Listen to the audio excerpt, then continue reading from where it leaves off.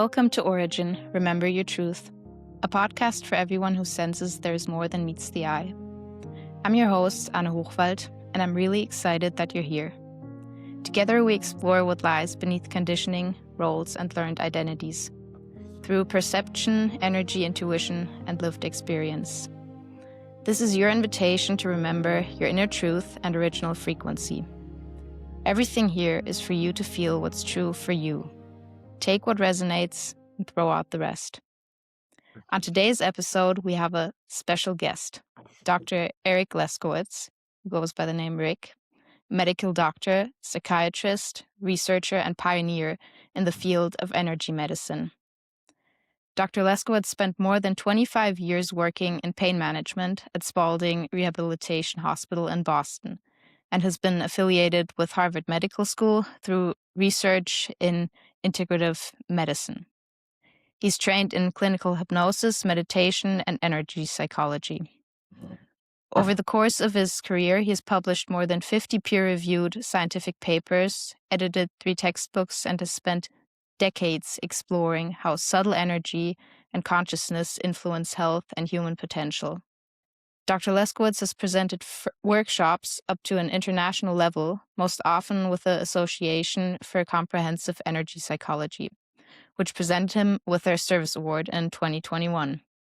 He's also the author of the recent book, The Mystery of Life Energy, Biofield Healing, Phantom Limbs, Group Energetics, and Gaia Consciousness, which explores the scientific and experiential evidence for the human biofield, including topics like energy healing, phantom limb pain, group energetics, and even global consciousness. I recently bought it and read it and enjoyed it very much.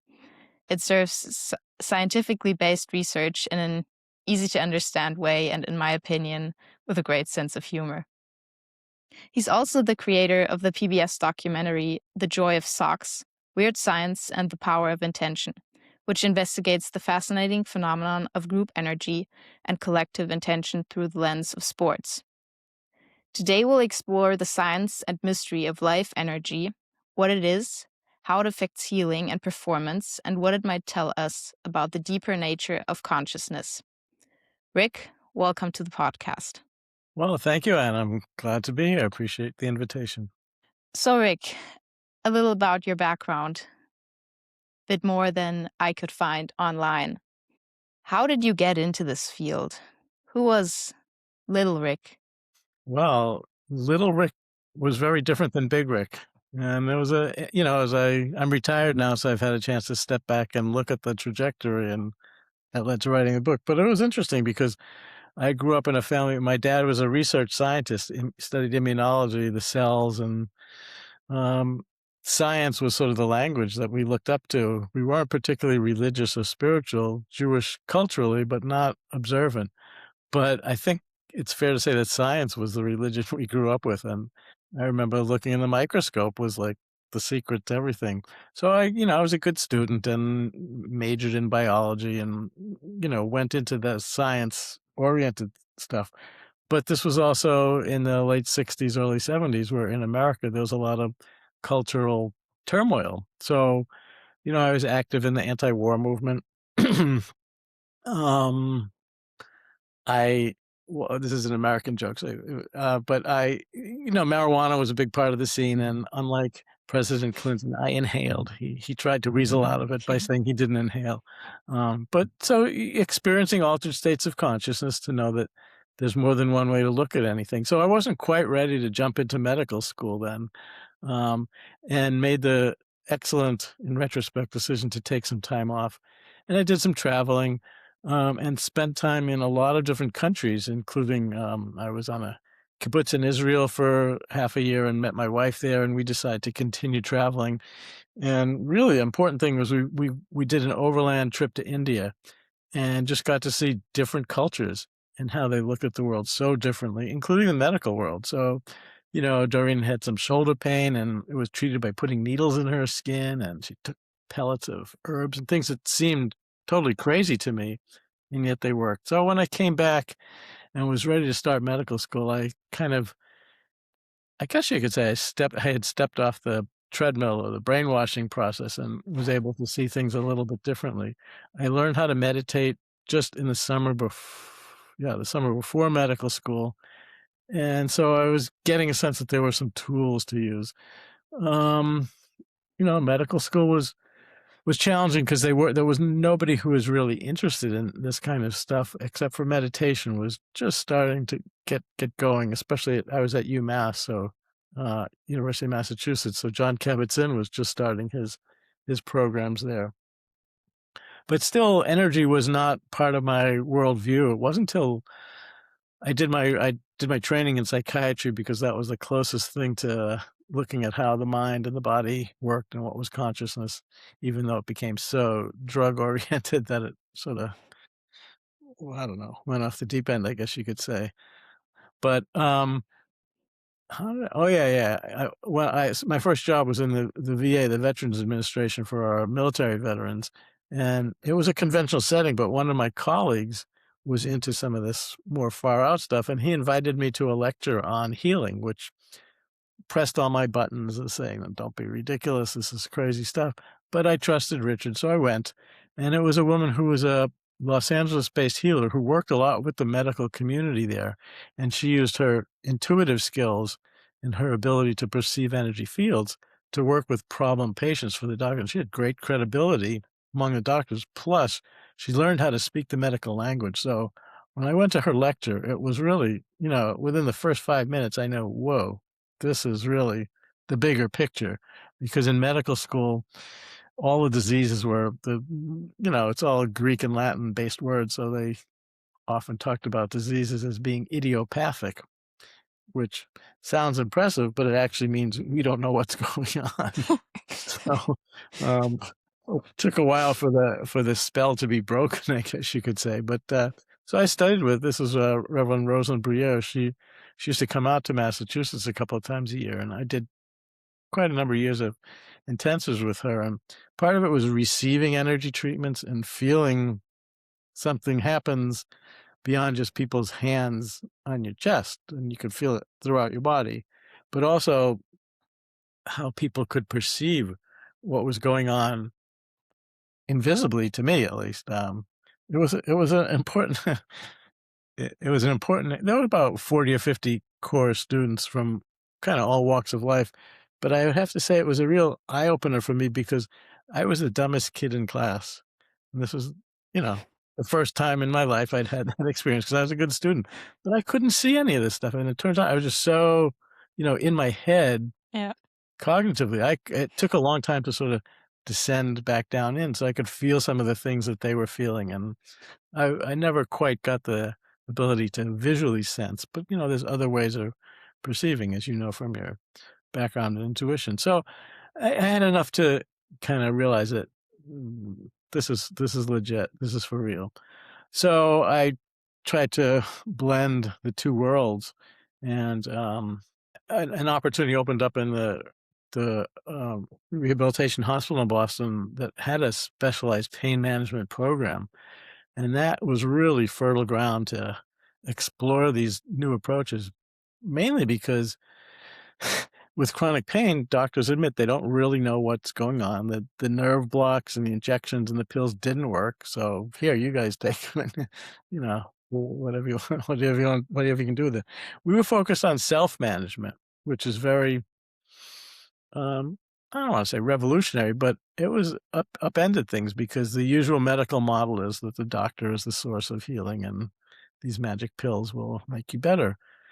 But we want to focus on the patient's own internal healing abilities. And so we taught them things like, stress management, biofeedback, meditation, relaxation, but also several of the other physical therapists and occupational therapists had explored on their own different energy approaches. So we gradually began to integrate those into the program and found really remarkable results. For me, well, I don't know. It just brings up a lot of memories. But I was for a while I was doing an energy-based treatment, not fully hands-on, but I don't know if your viewers are familiar with how familiar they are with the concept of the biofield, but it's the idea that you don't enter your skin and that there's maybe it's just electromagnetic field that surrounds the space we're in that contains us, and it's what we, when we feel someone's in our space, there's actually an electromagnetic component to it, and you can sense it with your hands. I mean, a quick 20-second demo for people to just see what happens when they bring their hands close. You don't have to physically touch, but at some distance, it's different for different people at different times of the day, but you'll feel something like a pressure or tingling.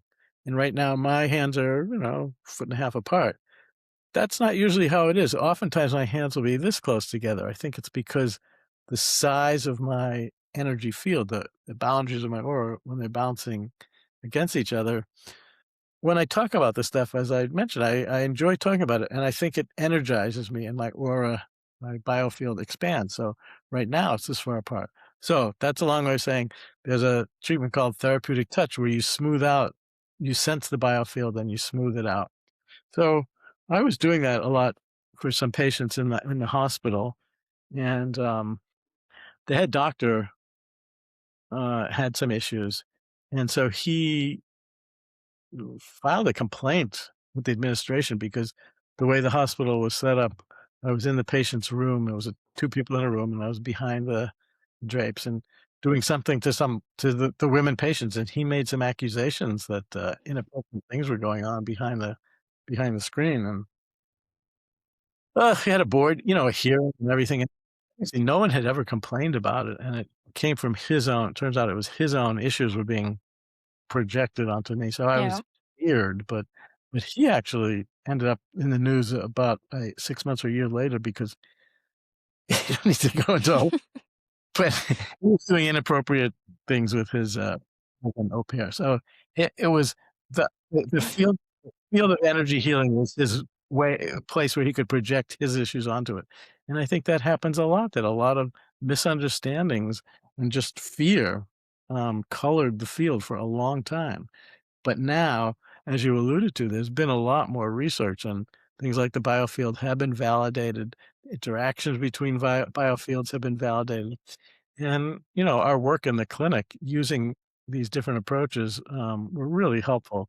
Just one final comment. I moved away from me doing something to the patient to teaching them things that they could do.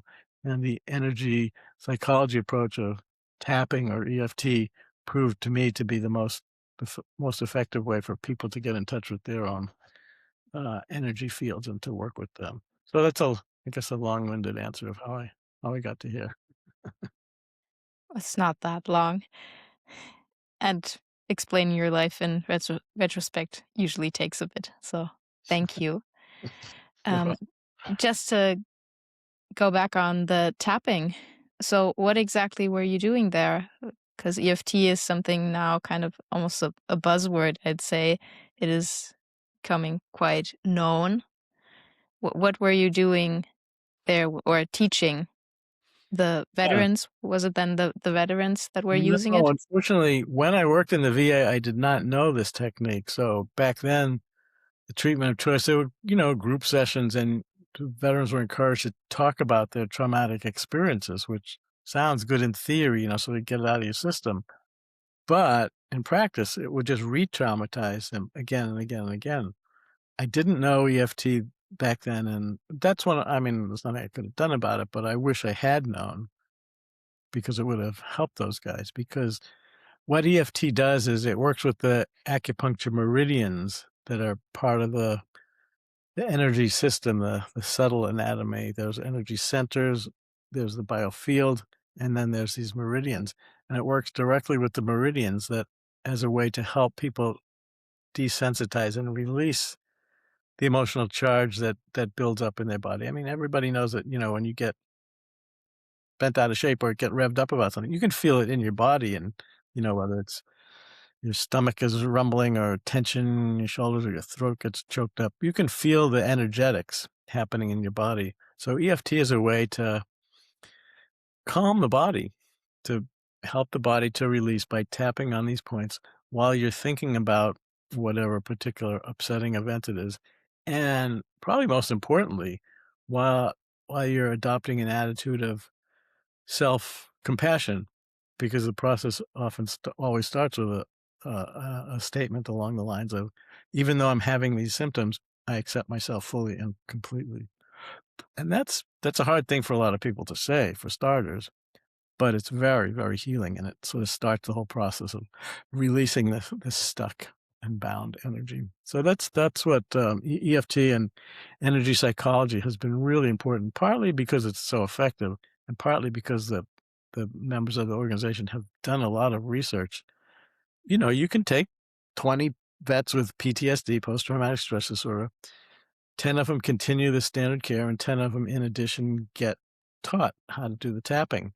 And they did some of these, controlled studies, and the results are phenomenal, to the point where I actually had a hard time getting approval. I worked in the Harvard medical system. I had a hard time getting approval for some studies to see what happens in the brain during this, because the advisory board almost literally did not believe the results of these tapping studies, because in one of them, after 6 sessions, veterans who met the criteria to be diagnosed with PTSD, after 6 sessions of tapping, 1 a week for an hour each week, they no longer met the criteria. 86% of the veterans no longer met the criteria.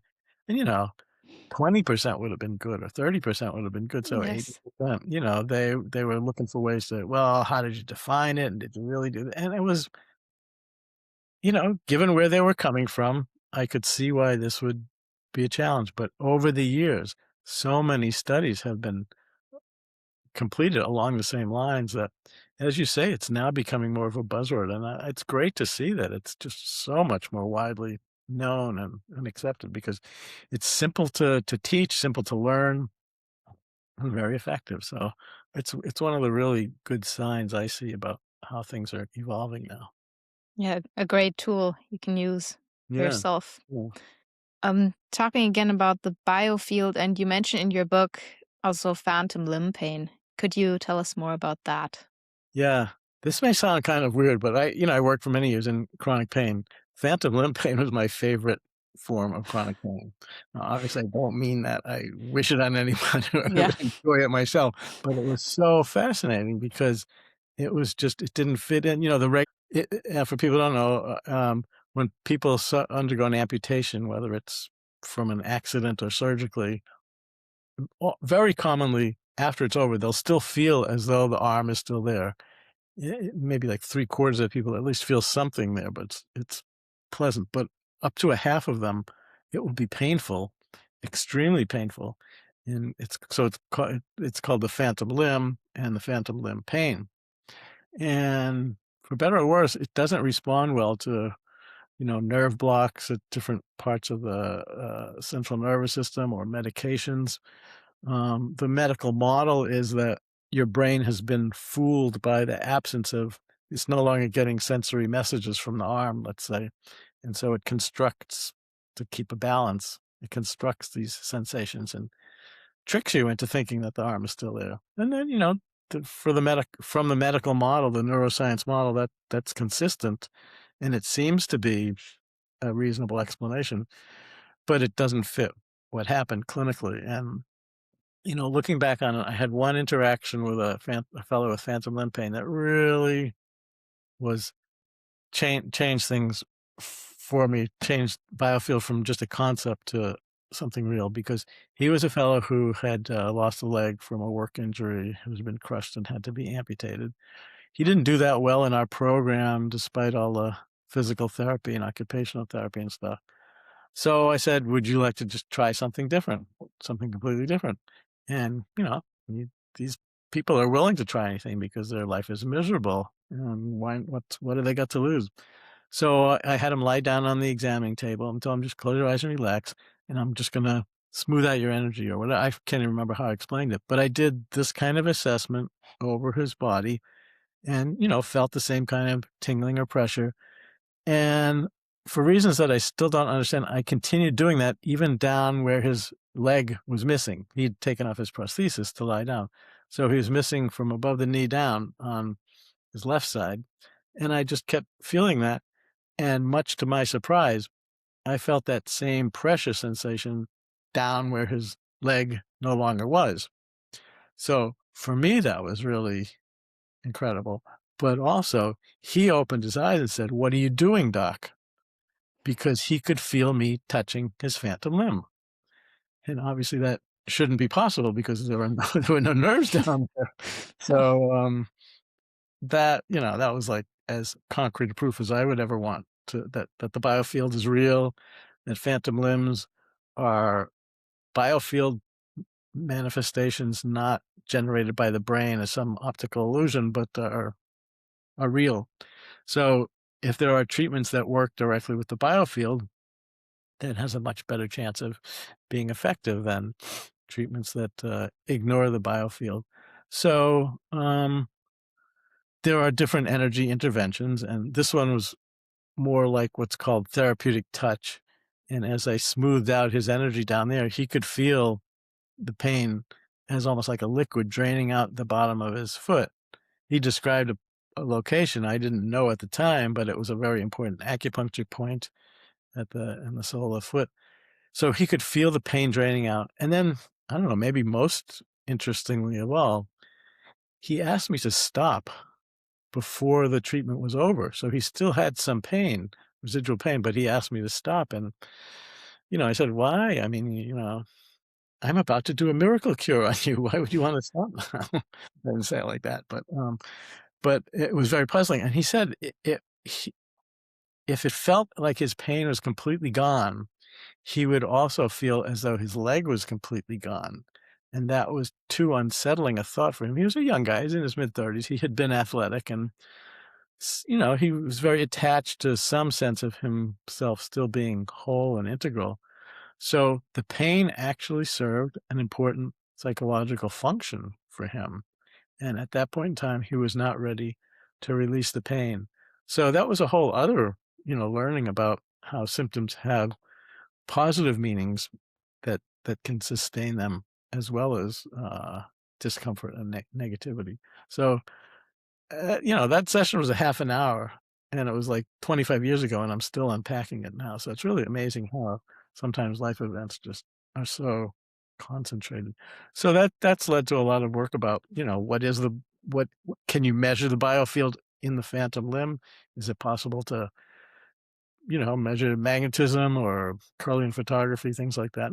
I have a group of people who we're doing this kind of research to prove to skeptics. I actually want to reframe that. I used to spend a lot of time trying to prove to skeptics that this stuff is real, and that's valuable, but it's a different kind of feeling to do that, to try and change somebody else's mind rather than doing it because it's cool and it's exciting and interesting. Yeah, so I guess the point is that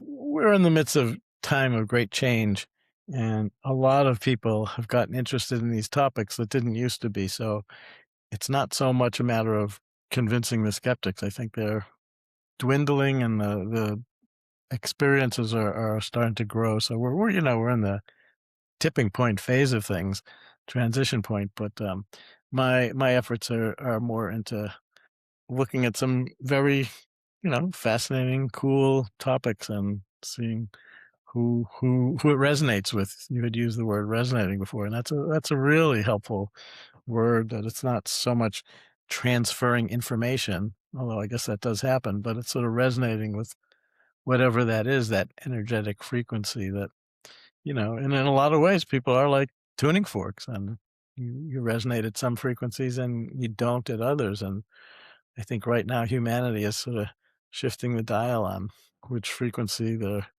choosing to resonate with, and hopefully it'll work out okay, although it's kind of a bumpy road at the moment.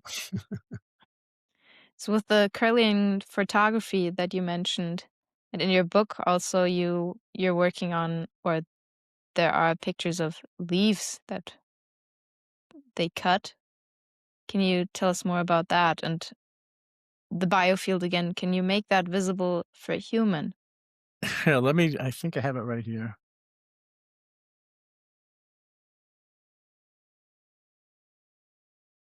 It's the cover of a couple of books. This is a book that came out like 20 or 30 years ago, Vibrational Medicine. I'm not sure if it's backwards on your image or not, but No, it's not. It's not backwards. So you see a yes, heart, or is this it is this is yeah, this a is a heart leaf. with It's a leaf, a and leaf? the Kirlian photograph has captured the electrical field around it that happens to be heart-shaped because that's the shape of this leaf, and I'm sure that's why they chose this leaf. But so there was a lot of work on this, and 30 years ago or so. And one of the interesting things was if the leaf was given some sort of energy healing, this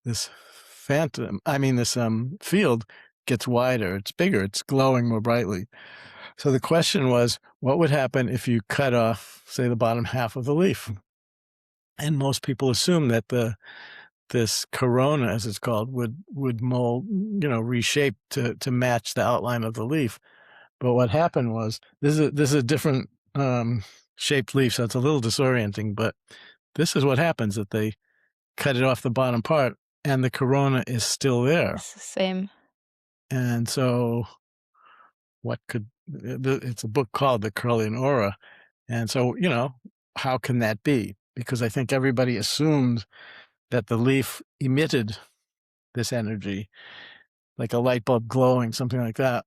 And yet, so there shouldn't be any more glow if the leaf was cut away.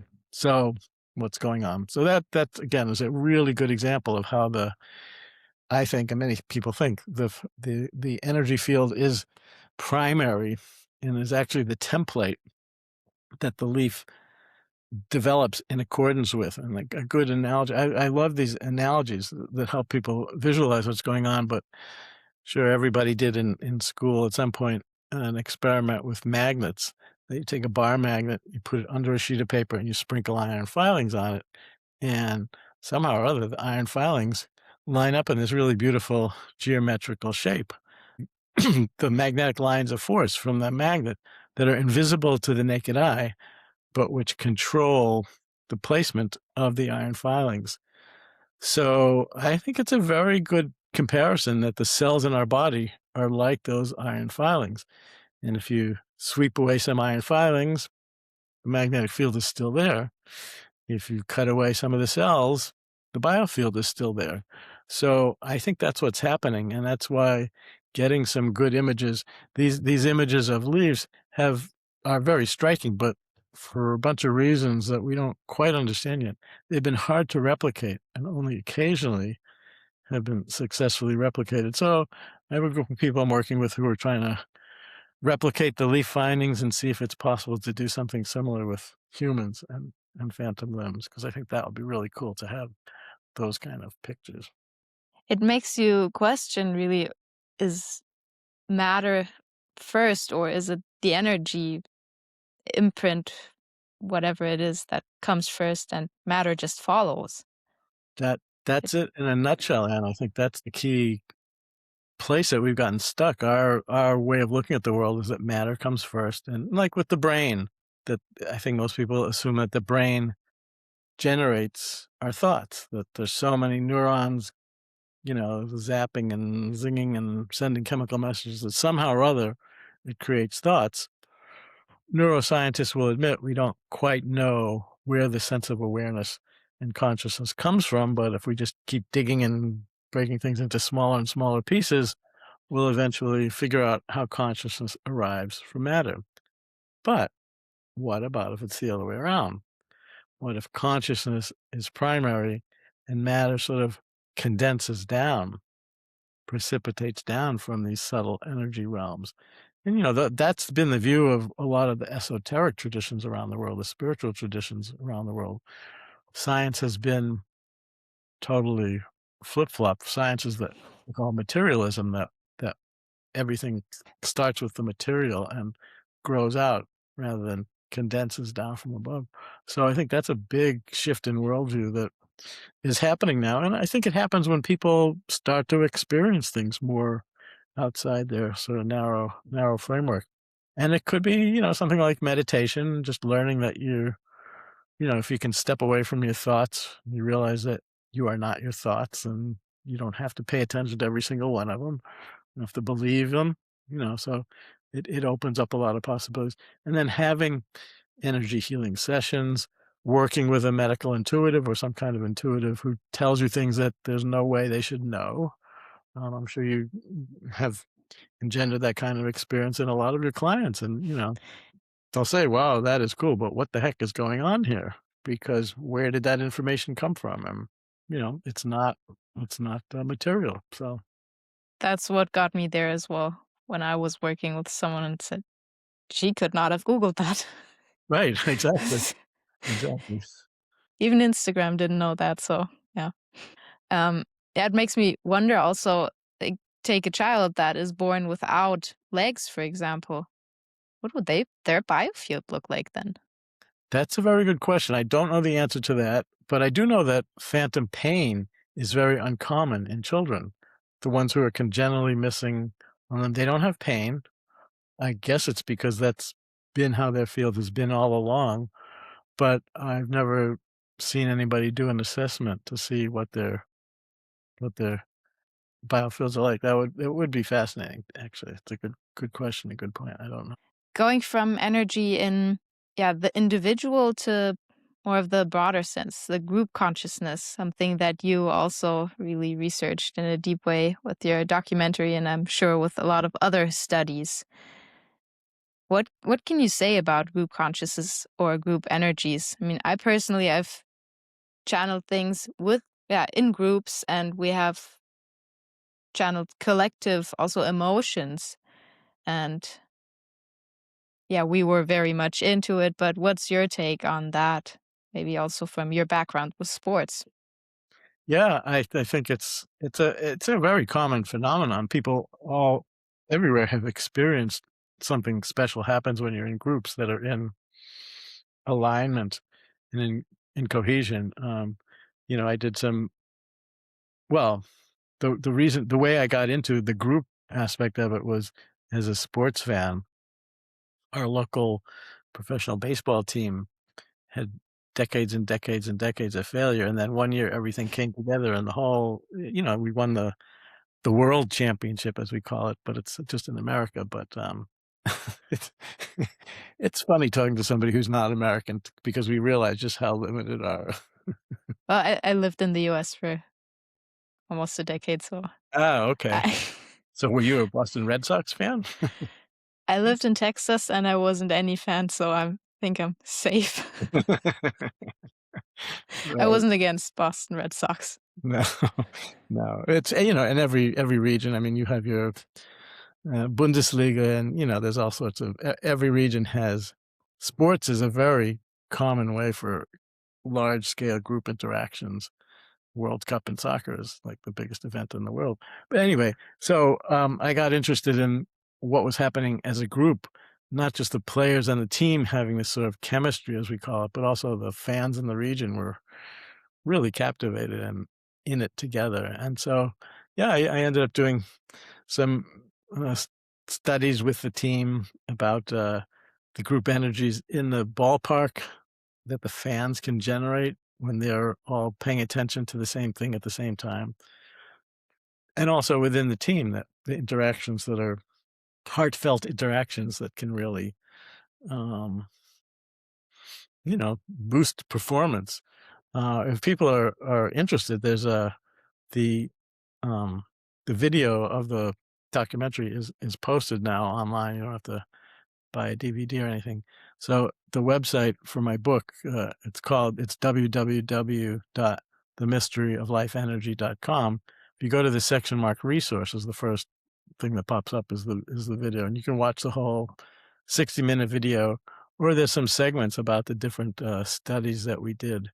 One of them was to show heart coherence, a certain pattern of heart uh, rhythm that can be engendered. That I was a guinea pig. I was, blindfolded in a lab, and my heart rate was being monitored, and a group of people joined from behind and started meditating on a signal, and within seconds, my heart rhythm went into the state of coherence, as they call it, without me consciously knowing what was going on.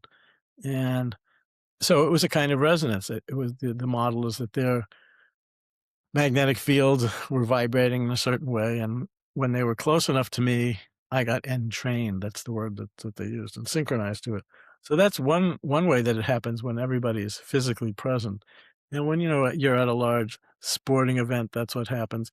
But when you're in a large musical event, for example, going to concerts, that's part of the power of it, is the group energy. It's a wonderful, uplifting experience.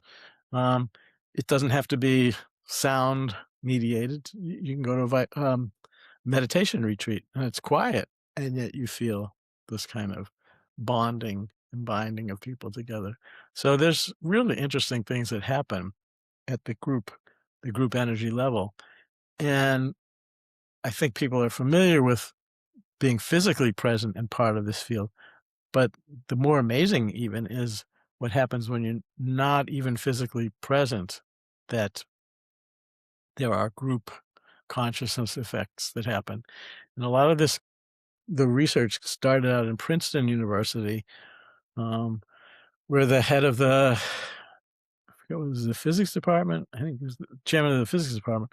One of his students did a project on thoughts influencing random events, and it was so fascinating that he got involved with it, even though it went against everything he had been taught, and developed this whole, it's called the Princeton Engineering Anomalies Research Lab, the PAIR lab, PEAR lab. And they develop ways to see that prove that the mind has an impact on the outside world. Part of it is through computer programs that it's basically like flipping a coin. You wouldn't think that your mind could affect how a coin or the roll of a dice, how that goes, but something more subtle. Shouldn't. Right, but Or I need to go to Vegas. well, it's funny you should mention that. There was a movie that came out about 20 years ago called The Cooler, and the star of the movie was this very downcast, bad luck guy who everywhere he went, bad things happened.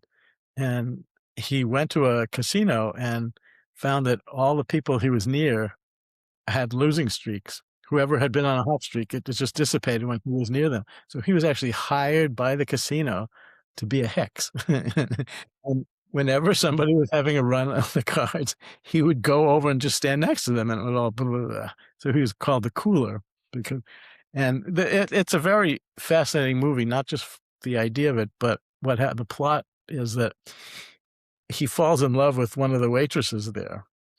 And when he's in this state of love, he loses that ability to hex people. So it's really just a wonderful. Becomes the heater. Yeah, that's right. The players will hire him then. Yes, right, right. So that was the plot part, but it's that idea that maybe not at the level of something as big and physical as dice, but there were subtler ways of measuring it, and they came up with this computer program that generates random numbers, ones and zeros, the way the computer does. And, usually it's going to be 50-50 plus or minus in any given interval of time. Yeah, a few outliers, but not much. What happens if you get a group of people meditating at the computer, if you want to put it that way, that human mind could affect that. We did measurements along those lines at the ballpark during baseball games. When significant events happened, the crowd had an influence on the computer, even though there wasn't a microphone or anything to pick up the noise. So, but again, we're all in that physical space. What Princeton did was put these computer monitors around the world. They had about 50 or 60 different labs hosting these computers with the program running continuously 24/7, and just taking the global average, what happens. And there were global spikes when important events happened, like, coronations or World Cup finals. The biggest spike, still is the biggest, happened on 9/11 when the terrorists attacked in New York City. Those buildings went down, but how would the rest of the world know that and respond to it? Because maybe even the weirdest thing about it was that the spikes started an hour before the first plane hit the towers. So there was something brewing that humanity understood at some unconscious, intuitive level that we couldn't say or speak, but it showed up in the computer random number generator. So that's the whole notion of a global network of consciousness. It's not like the internet. That's a tangible physical electrical thing. This is something at some subtle level, and it ties into all these other phenomena like telepathy, for example, or channeling. And you know, some people have the conscious access to these levels. It's as though, and another analogy, it's as though the mind is a radio. That there's actually a book about 100 years ago called Mental Radio, um, in which the brain, again, doesn't generate stuff, but is the receiver for subtle information that's out there in a different form, and it translates it into a physical form, a physical process.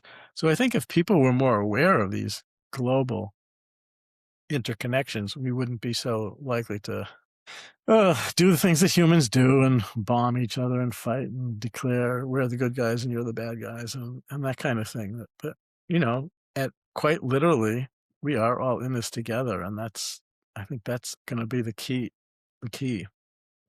insight or understanding that we're on the threshold of coming to.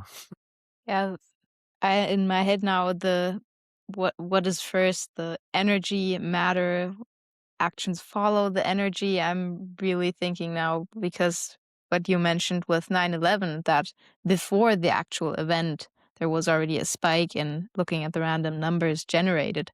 So then the question, do we just follow this group energy, but do we also we also influence the group field. So what you say, that this consciousness, this awareness about that be very important, that then even if we're more or less reacting to a global conscious or field, that we can not be puppets and just react, but Right. in a more active way Yeah. No, do that's a good something. point. Are we just passively responding, or is there a way that we can actually create it? Well, you had mentioned channeling. One of the important influences for me and literally millions of others was back in the 70s. A woman named Jane Roberts wrote a series of books that she said she didn't write them, but she was receiving the words from an entity that she called Seth, and it's called the Seth material. And one of the books is called The Nature of Personal Reality, and it's basically all these different levels of how they work together. But one book is called The Individual and the Nature of Mass Events. And the model that Seth proposes is that in the dream state, humanity sort of collaborates and plans out what's next. And big events are laid out unconsciously. Well, they're conscious, but not to the external ego part of us. So, and that fits in with what you're saying, that there is some sort of larger creative process that humans take part in. It's kind of mind-boggling to think that, you know, did we create the COVID epidemic or whatever that, at what level? But Or keep it it is, alive. yeah, but it is sort of part of how humanity is evolving and into a more, well, so hopefully harmonious and compassionate world. Yeah, the question is also, do you have to understand it all? Hmm. I mean, I get the notion because I always want to know why, how. Right. I will ask all those questions, but Yeah. the last couple of months I've learned to, okay, maybe not question Yeah. everything.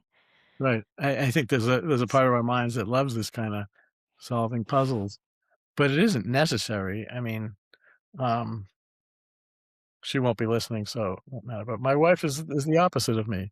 She's good-hearted and she acts from her heart, but she doesn't, care about the mechanics of it. And okay, that's very cool. But she participates in her way more fully than I do in mine, in a sense. And I think that, they're both valid, and Yeah, there's a whole range of how humans experience reality. But it is fascinating. I think both is needed and you complement each other then. Yeah. Could you tell us a bit more about earth energies, or looking at maybe the meridians chakras of the earth. And also in your book, you mentioned crop circles, something that, I mean, I had heard about it, but never gone into that. And maybe just to touch on that a bit. Yeah, I mean, the idea with biofields is that all living beings have biofields. So there's in the book I have an image from veterinarians who do acupressure on horses, and it shows horses have the same meridians that human beings do.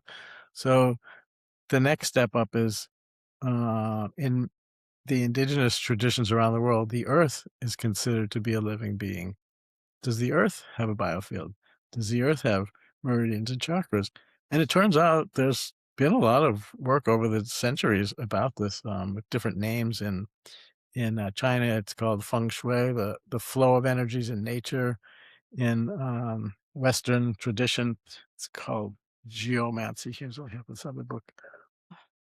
The idea that that this people are familiar with the like Stonehenge and places like The that. columns, yeah. Yeah, why were they placed in that particular spot? And there's Were they placed? no, say that again? Were they placed there? Or why were they erected there? I mean, why did I don't know. I mean, Yeah, so that's the I'm question. still in this energy matter. What comes first? Right. Train Yeah. of thought now. Yeah, I guess the way I look at it is that the priests or whoever were the directors of this were guided to choose a particular location to build a particular structure to harness the energies that are emerge there, because the earth does have these pathways. I don't have a handy picture of it, but there's some maps of southern England, for example, where some of the sacred sites like Glastonbury and Stonehenge and places like that, put them on a map and they're in a straight line, and it really looks, for all intents and purposes, like an acupuncture meridian through southern England. And there have been some measurements. It's more at the level of dowsing, for example, to detect what's going on in these special spots. There hasn't been much in the way of electronic machinery yet to do that, but that's coming. People are looking into it. So the Earth's biofield does have special places, and you know where the pyramids are located, for example, or there's a dozen or so really especially potent places like Sedona in Western United States, for example, where you can feel the energy. You go there and subjectively you can feel it. So that in and of itself is very interesting, worth study and exploration. But what especially caught my eye was my wife is British, so we've had a chance to go to England a lot, and they've had this phenomenon at least for 30 years. It's been more in the news for 30 years. It dates back further, but where in the wheat fields of southern England, overnight there'll be a change where the stalks are laid down in a pattern that you can't really see the pattern from standing there, but if you fly over it or look on the hillside above, you see really complex, beautiful. Just looking if I have a picture somewhere. Geometric. I don't have a picture handy. Well, here's one. I happen to have this. It's going to be too hard to. It won't show up, but that's a calendar of each month has a different crop circle, but they're called crop circles because they were generally circular, but they've become very complicated. They're like spirals that fit these mathematical patterns, hundreds of feet across, broken down into smaller subunits that initially some retired farmer said that they made it by pushing a plank of wood and knocking over the wheat, but it's way too complicated. And the wheat is pristine. It's not snapped or broken. It's bent. The wheat grows in segments, and at the node, it just bends, but it's rigid. It's not broken. And so, there's just so many aspects of it that are just not explainable by our normal methods. So I got thousands of people have gotten interested in crop circles and where they come from, how are they made, who's behind it, what's the point. Some of the best information I've heard about it is from some channeled sources actually that talk about the vibrational frequency of these designs are being imprinted on the earth to sort of generate a whole different vibe, if you will. That it's not our job isn't to analyze the crop circles and break them down and figure out what they mean. The purpose of the crop circles is to engender a sense of awe. Just sort of say, "Wow, this is amazing," and that just having that emotion takes you out of your normal, not normal, but common analytic state of Mm. mind, and that opens you to a much bigger picture.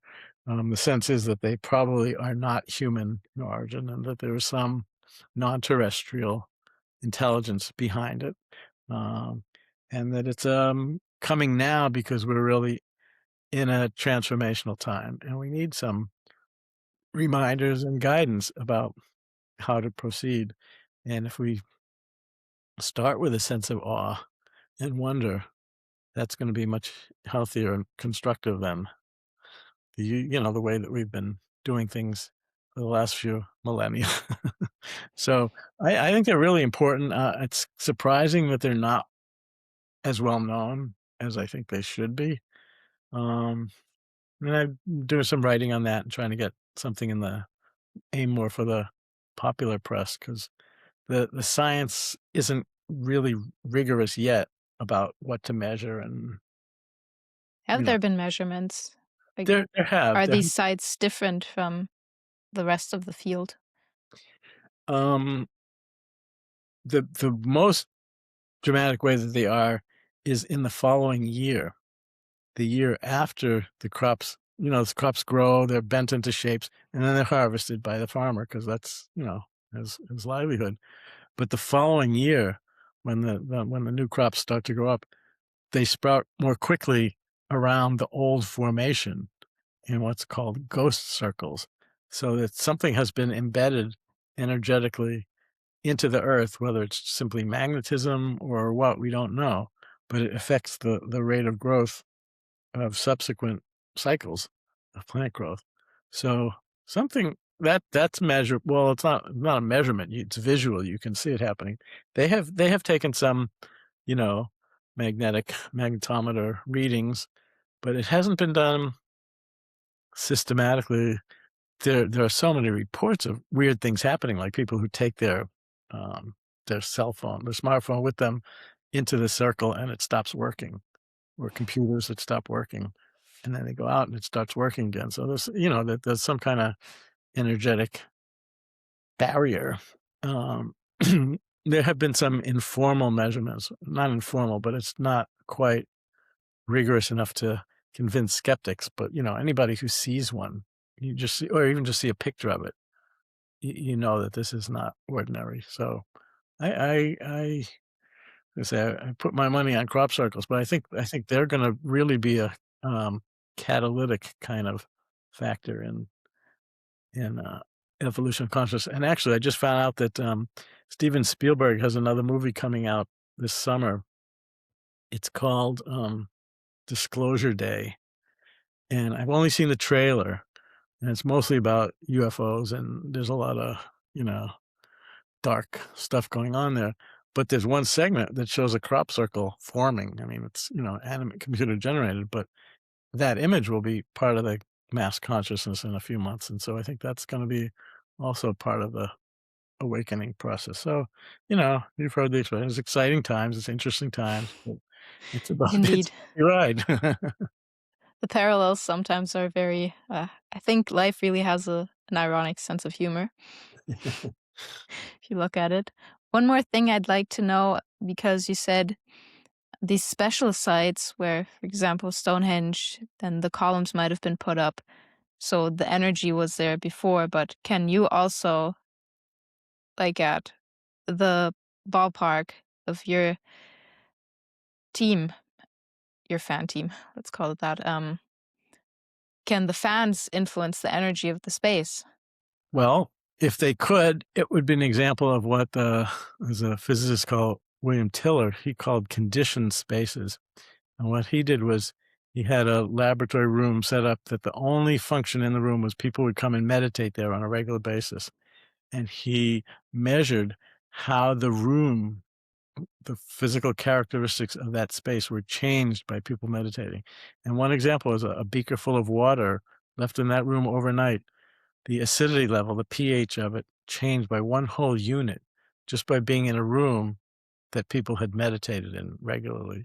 So he felt that space had been conditioned by the consciousness of the people and altered in some detectable physical way, that the water was just a signal, a sign of what had been happening. So the extension of that is what happens if a lot of people get together in a certain place and have this higher emotions. And that, I think that's part of the power of places like cathedrals, for example. I mean, not only are they often awesome structures in and of themselves, but the vibe that's been created and repeated by humans over and over and over again builds on that and adds on that. And I think ballparks are the same. It was very preliminary measurements of the random number generator thing. During the game, we had very high levels during peak moments. I got to the park several hours before the game started and did some measurements then. And I also went in the off season when no one had been around for months. And there was a gradual, the off season levels were here, pre-game was here, boring parts of the game were here, and peak moments were here. So there is something about the intention of the people that activates it. But it would be really interesting to measure baseline levels of different ballparks or different cathedrals or different, sacred sites. What is the level of coherence, and how is it built, increased by human activity? How much of it was the baseline that was pre-existing? There's just so many fascinating questions. But I think the important point is that human beings, by their actions, can influence these sites. There's another sort of, it's not mythology because I think it's real, but that these sacred sites were part of a global network that had been suppressed over the last couple of thousand years.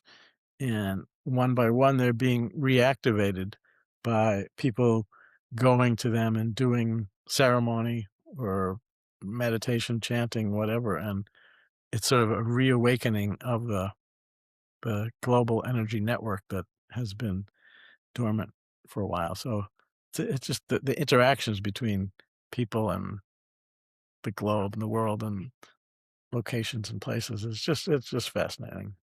It truly is. Individual, group biofields, the earth. Thank you for all of these insights. So if people want to know more or know more about your resources, where can they find those? Is it your website that you mentioned? How could they contact you? Yeah, the website. This is the cover of the book, just because I've been told I So don't. for everyone watching, we're Yeah, looking at the book cover right now. I've been told I don't do enough self-promotion, so here we go. Yeah. We want more people to know about it, so Well, thank you. I mean, that's what shows like yours are so important to help disseminate the information and spread the word beyond just an intuitive understanding, but to actually hear it and listen to it physically. Yeah. So, and people can contact me through the books, through the website. There's a direct link through the website to contact me for more information. So, yeah, thank you for the opportunity to talk about this stuff, and appreciate it. And good luck to you in your ongoing journey. thank you. I have one more question for you. If listeners could take away just one insight from your work on life energy, what would you hope it is? I guess that we're all in it together. That we're all part of the bigger biofield, and it's not us versus them anymore. Those days are fading. That's truly beautiful. Okay. Rick, I truly thank you for your time and sharing your life's work and wisdom with us. You've paved the way for a lot more wonderful things to come. So, for the listeners, if you have any questions or want to know more about certain topics, let me know. Send me a DM. My contact data is in the show notes, as always, also Rick's contact data and the link to the book. If this episode resonated with you, follow, rate, leave a review, or share it with someone who might benefit from it. That would mean the world to me and help the podcast reach more people. So I hope this touched you in some way, sparked a thought, or ideally a feeling, and may you move through your day with curiosity, awareness, and a little more of your own truth shining through. See you in the next episode.